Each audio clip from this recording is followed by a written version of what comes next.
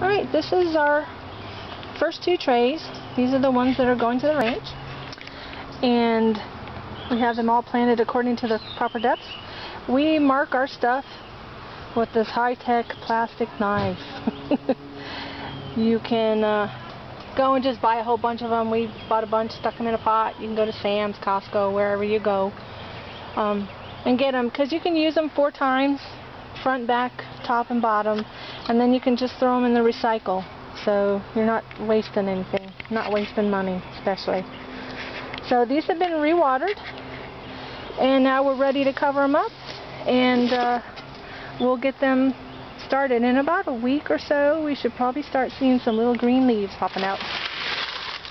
And then this is the process we're doing our other ones. And this is our tray that we have left.